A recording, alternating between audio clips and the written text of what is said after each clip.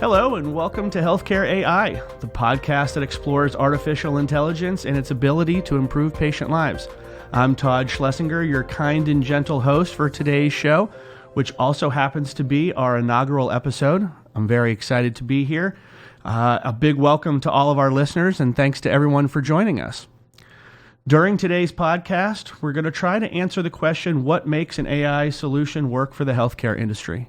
And to help us do that, we're joined by Robin Frady, Executive Director in Business and Clinical Intelligence for Grady Health System. Robin, welcome. Thank you. Thank you. So Robin, anybody who lives in or around Atlanta can't help but see the billboards, Atlanta can't live without Grady. Tell us about Grady. I've lived here now for over 20 years, and for most of those years, I worked in other industries, and you watch the commercials, you see the billboards, but you don't quite realize until you're in this organization the true impact it's had on Atlanta. I mean, it had its first trauma in one of the major riots in the early 1900s. I mean, it's a phenomenal institution, and 1 in 4 doctors train at Grady. 1 in 4 doctors in Georgia.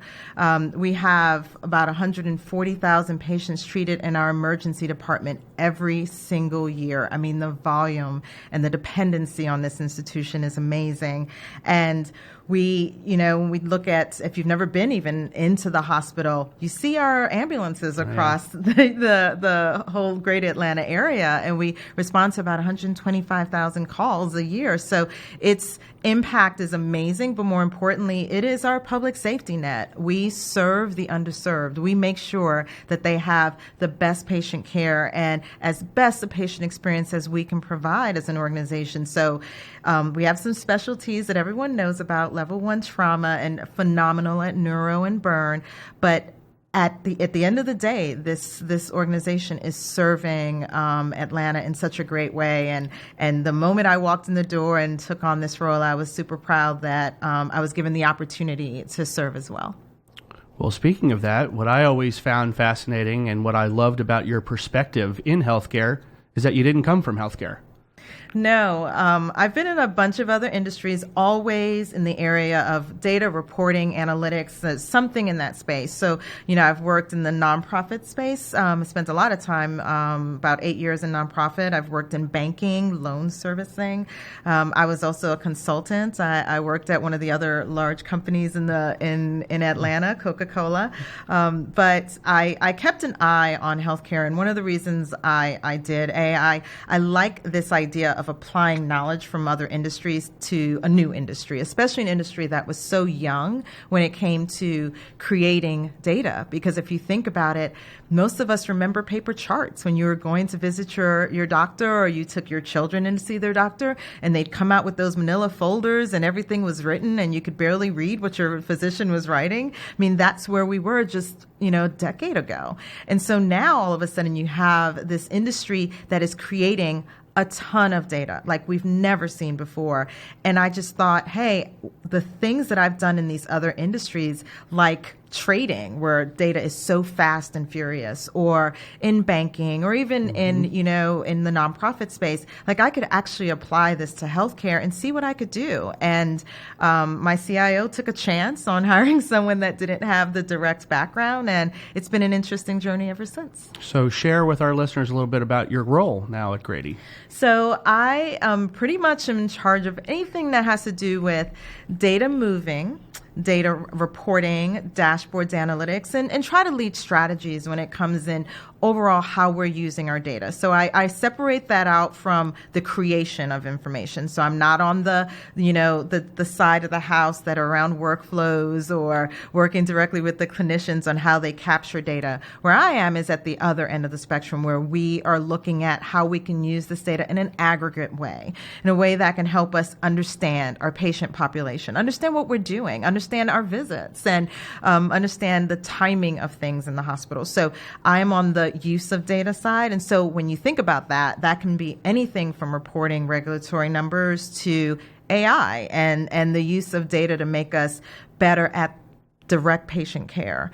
So it's an interesting role. And it's definitely we have satellite teams. I like to call them satellite teams in the organization that support it. So I'm not the only one that's doing reporting. I'm not the only one that's, trying to pull data out of the system to help our clinicians. But what I try to do is look at it from an enterprise perspective and making sure that as we look at our big initiatives for the organization, specifically around population health or servicing our patients in the ambulatory space, looking at those numbers are important. Looking at what we are doing well or where we're struggling. You need folks that are comfortable with a lot of information, a lot of data, and then being able to tell a story around it. So how did Grady's journey with AI even begin? Well, when you start looking at what direction you want to go, so you've gotten to this point where you're like, we want to use our data, and we have problems. It started with a problem. It started with a challenge, which was readmissions for our organization, and we had a couple of options. You can go with a traditional predictive model. You can go with a few inputs or lots of inputs, and there are things that we could do out of the box with our EHR, but we decided to think outside the box and go with something that was a little bit, at the time, not traditional for healthcare, and I still think it's a little bit innovative in the healthcare space. And we decided to go with AI because one of the things we knew is that we had to learn. And predictive models, when you think about learning and you think about it tuning to your organization, it's a little bit different. When you think about AI, it's like having that human brain that the more you tell it, the more it's learning. And we knew that we wanted that to be an output of this great work. And so we started with readmissions. And with all the patients that we see in our organization, we want to make sure that when we discharge you, when you go home, you are at least as good as where you came in, and leaving better. And we want to make sure that you don't have to come back. And there's so many things that impact that. And AI is, I guess, the best tool I see that would allow us to understand all the things that can impact your readmission potential for our organization. So what type of promises do you think AI holds for Grady? What does the future look like using AI? I think that we are going to get smarter at helping our patients go in a direction of health. And I say that because, I was talking to a friend the other day, and we were talking about children and how great we are at maintaining children's health. You take them in for their annual well checks. You're always maintaining their health. It's almost as a parent, that's your job. You realize that you're managing their health rather than responding to them being ill. In this new world of healthcare, we all have to do that. And that's not just for children anymore. It's for all of us. And I think AI helps us do that because we have to understand our patients more than what they tell us when they come in our four walls, more than what we can collect in any patient visit. We want to make sure that we're really understanding them. And I just really believe that AI and the ability of us to take our data, combine it with as much external data and knowledge and insight as we possibly can will help us understand our patients and really start to make sure that we're keeping them well. Because at the end of the day, that's what we want to do. And it surprises folks. I have, most of my friends are outside of healthcare in my industry that I've always worked with. And this idea of not wanting quote unquote, your customer to come back often, like that's a shock. Every other industry, every other industry, that's exactly what you want. You want people to come back all the time. With us, we want you to stay well. And if you're coming back, it's planned. It's taking care of you. And I do think that AI is going to help us do that. So talk about where this artificial intelligence is currently being applied and what you see as kind of those targets that you're wanting to address at Grady. So it's really interesting. When we first started with AI, and it was a few years back, in fact, and some of it was pre when I started, it definitely was just to bring it, we brought in something that was cool. And I'll talk about AI is cool. When you start talking about AI in healthcare and risk scores and predicting what may happen for a patient, I mean, it all sounds really cool and sexy.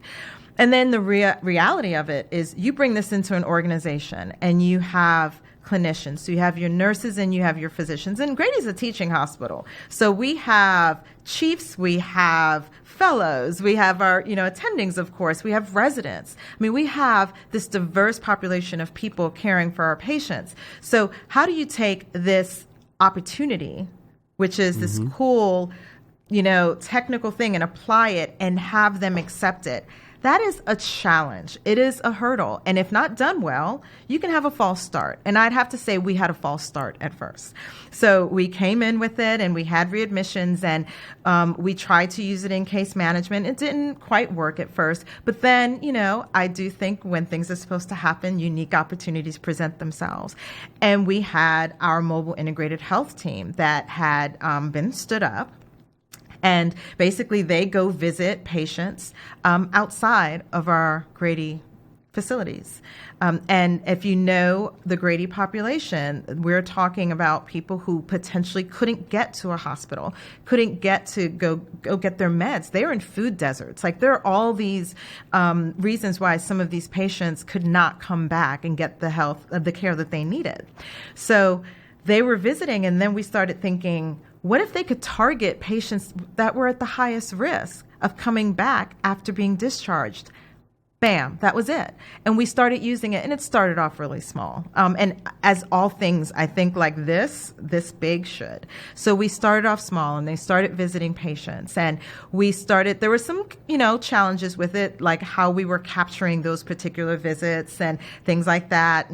But at the end of the day, these guys were telling us that when they reached these patients, they felt that they were reaching a patient in need. So knowing someone was at high risk, that's one thing. Having the numbers, and we do, that's another thing. But to have the people who are caring for these patients go to their homes, go to wherever they are, and to know that they felt that they were getting in front of a problem. So potentially in front of an ED visit, potentially in front of another admission, which was, to me, the best thing out of the whole story. So we started using it for mobile integrated health, and it gave us a jump start. It gave us, we learned.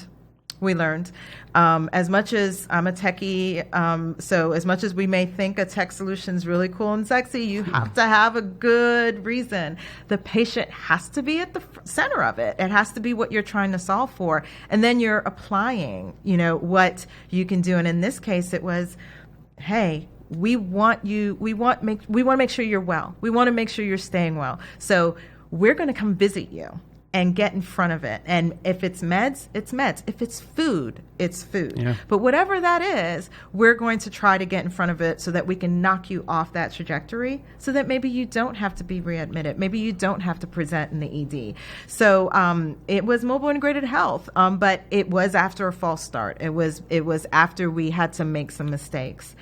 We've taken a new approach now, so we didn't stop there. We've decided that this is something that can work for us. And there some feedback that we received within the organization I think was really helpful. And so number one, most people just don't want to see us score like a segment. They don't just want to see a patient as high risk, because you can have 10 patients all high risk, but they're going to need different things. They're high risk for different reasons. And so we worked in our next subsequent phases of making sure that we were saying if someone is at high risk, but also saying why they were at high risk. And then more importantly, what are the interventions that are going to prevent this particular patient? And that's what's so specific about this and fantastic about this, is that what will prevent this specific patient from going in that direction? And so we did more work to make sure that we were doing that. And then the second thing was making sure it was integrated in their daily workflows. So just like most of us who work, we're used to going in our email every day, and we're used to going and looking at our calendar every day. That's how we find out things. That's how we learn. Where our clinicians are in our EHR. They are in there. They are looking at this patient's information. So how we show it, when we show it, and what we show is so important to the success. And at first we didn't do that very well. But when we went back, we listened, we learned, and we were able to adjust for that. And so now we're showing this information right in front of our clinicians when they need to see it. Did you all ever think about building this yourselves in-house as opposed to going outside and looking for expertise? That's a great question, because I think every organization that's not a tech organization or an AI organization has to ask themselves that question. I've been in other organizations, and we came to this same big discussion item. Do you do it yourself or do you go outside? Our core competency at Grady is amazing patient care. It is. We are level 1 trauma center. Our core competency is not AI. Now, we are going to be fantastic and continue to be good at using AI, but building out, having data scientists join our team, the years and years of investment that it takes to build this type of knowledge, the having to add on data and the data integration, the heavy technical lift that it takes to successfully implement AI, that's not our focus. Our focus is it's our patients. And so let's not take the eye for us off the prize, right, which is patient care, but let's use as many resources and capabilities that we can in order to make us better at that. And I think that's one of the reasons why we look outside. I know there are some institutions that have decided to build out their own data science teams, and I completely appreciate it, and I'm confident that they sat down and had that same discussion as a leadership team, whether they should, whether they could, whether it's sustainable. But we just know that, we know what we need to focus on and we need assistance. And so that's when you go out and you say, let's get some help. So talk about the impact that you've seen with this decision to move forward with AI across the different areas that you're currently using to target. Well, I think there are little wins and then there are some bigger ones. So I'll start with the little ones and work up. So little wins. When you start using AI and risk scores and you're tracking what you're doing, when I said that you learn about your patients, you learn important facts. So for example, we learned that reaching patients between 5 to 10 days after discharge was important in preventing their readmission. After that, it wasn't as effective. So as we started to walk down the path of bringing in other clinics to support well care versus episodic response and sick care, we were able to use that stat because that means when we discharge you, we now have facts about our patients that tell us that we want to get you back in for your post-care within 5 to 7 days. And everyone would say, well, of course you know that. But it's really fantastic when you have data that tells you that that's right. Exactly what's working with your patients. And so we're starting to use readmissions as well as a few other risk scores, and I'll explain those as well. We are using it before we discharge a patient, so we can plan their discharge a little differently and plan their appointments a little differently, making sure that if they have to go to specialty clinics that we have them there, but that we're getting them back in for their appointments. And so once again, managing their well care versus responding to sick care. We've decided with the success that we feel that we've had with MIH. I mean, it's almost like a pilot. It's in a small little part of our hospital, but we feel that we've had some success. We were able to make some decisions about moving forward with using these risk scores in our population health to support our population health strategies. And so once again, trying to figure out how can we prevent avoidable admissions? How can we prevent people coming into the ED? And that's with knowing your patients and making sure that you're looking at their visits and doing as much as you can when they're in a visit and actioning certain interventions. So we've decided to really add more risk scores to our model, and I really do believe sky's the limit. That's one of the things about me not being in healthcare a little bit is that I'm not. There's no in my book when it comes to what we can't do. I mean, I feel like there's such opportunity, and if I know this is not health care, but if I can go up and pay for something and immediately get offered a credit card because they've just read millions of pieces of information about me and they know that I may want that, then you know what? We can figure out things about our patients that a brain, our normal human brain can't do. It can take in, but AI can take in all this information and help us understand this patient is presenting to us right now. This patient may be at higher risk for a fall during their inpatient stay. This patient may be at higher risk for a pressure injury during their patient stay. With all this information, it can make us so much better and so much more deliberate at using our resources to make sure that we're taking care of you during your stay, providing the best patient experience we can, and then as well as making sure that when you leave, you have what you need, and if you don't, that we're making sure that we can follow up in an appropriate way. I just feel like the sky's the limit.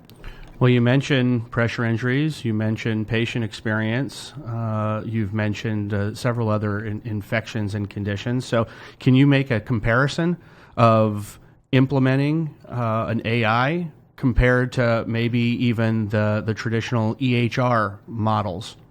Well, here's the deal. The EHR models, they're picking up on this, which is, I find, timely and appropriate.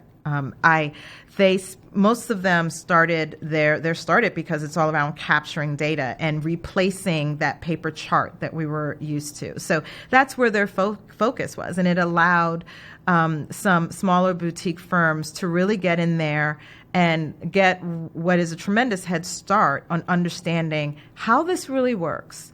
And so I think that what they're doing is trying to learn from some of the smaller firms, but also realizing the limitations. Just like as an organization, I said our core competency is patient care and not AI. Their core competency is workflow, right? And it's the creation of data. It's capturing patient data. And it hasn't really been, even around reporting and analytics. And so definitely it hasn't been in the AI space. It's one of the things I found really interesting moving into the healthcare space, that gap in the use of data. So I think that they're going to try, we're seeing them try more to get stronger in this reporting space, in the BI space, in the overall in the use of data, because that's the direction we're going in with healthcare. Their core competency is still over here in the workflow, and they're fantastic at it, and they're amazing at it. And replacing paper charts was a tremendously big endeavor,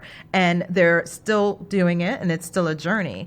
But this is where we need, and I'm a big fan of people bringing in people from other industries that have been doing this for years, and using AI to whether it's offering you a credit card or let's just the big guys who are showing you what to purchase every time you log in, whether on your phone or your desktop. Like there's some folks that have gotten really good at this, and so it's just why not core apply competency. it? It's just why not apply that core competency over here?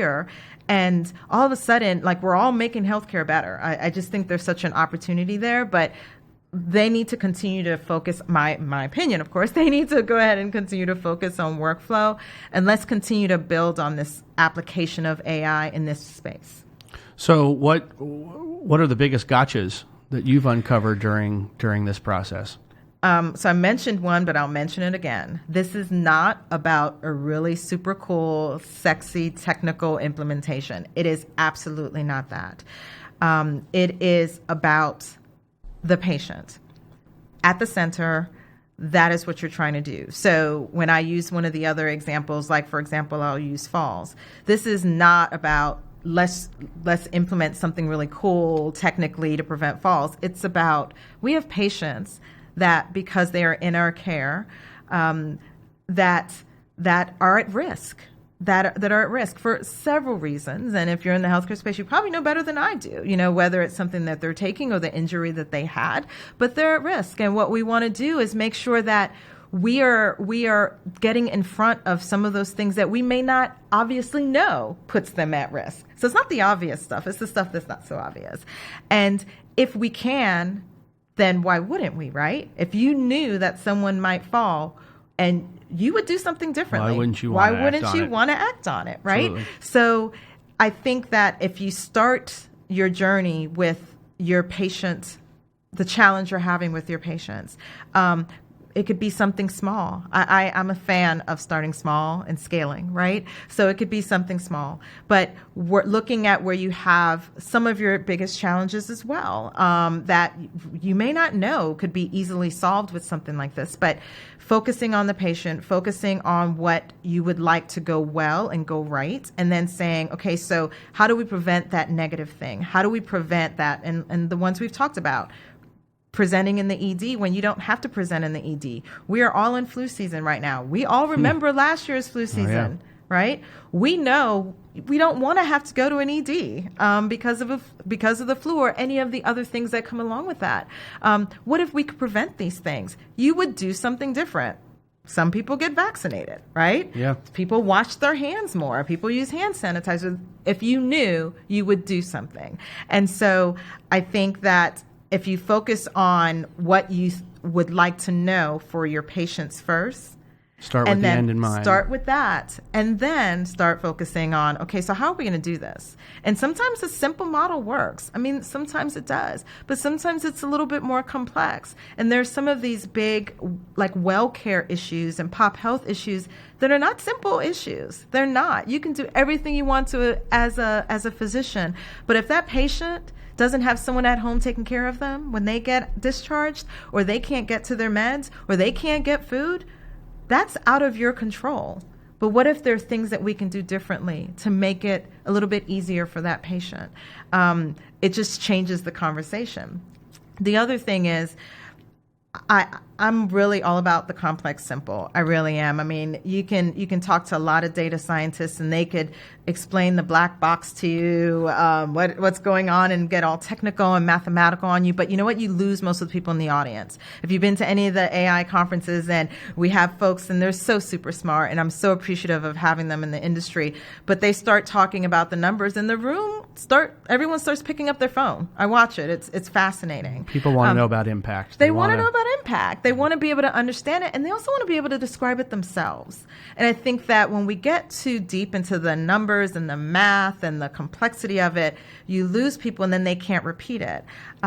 Make it simple. Make it simple for everyone. Make it simple for the people that have to design the integration points within your EHR.